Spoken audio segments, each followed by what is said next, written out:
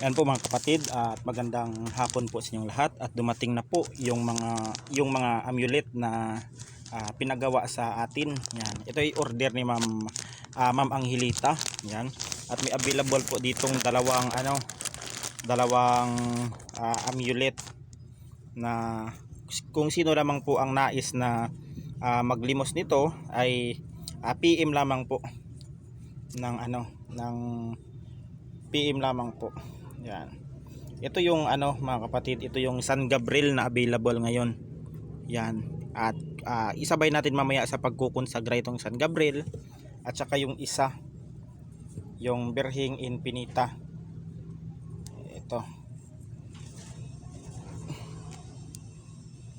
Ito.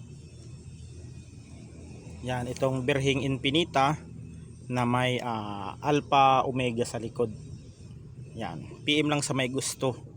Yan, kung saan po ang inyong kursonada dyan. Itong San Gabriel, yan. At ito naman kay Ma'am Angelita na ipapadala ko bukas. Kakarating lang itong bagong paggawa ko na pangontra. Yan. Ito naman yung kay Ma'am Angelita. Itong krus na baliktaran na ipinagawa. Yan.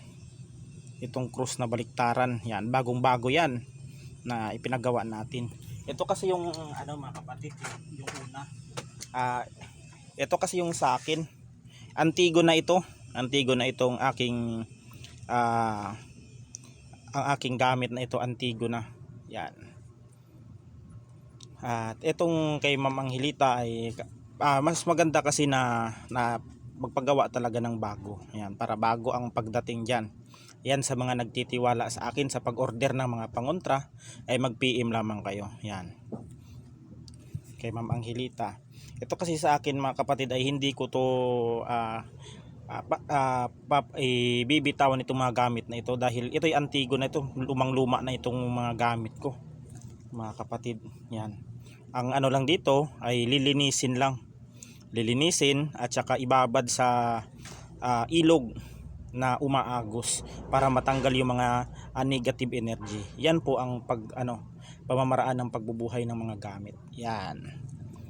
Ito kay Ma'am Angelita na ma'am, ipapadala ko na po bukas ang inyong ang inyong gamit na krus na baliktaran, Santo Kristong baliktaran ito.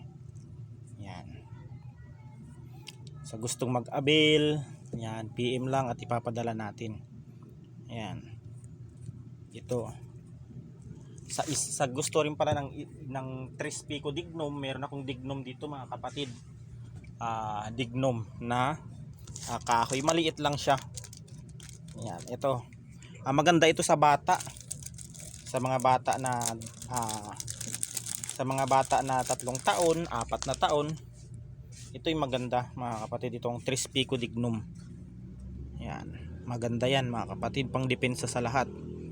Yan, talagang ang mga walang alam sa spiritual dito ay matatakot dito, dahil sa ng kanyang matatakot to sa hugis.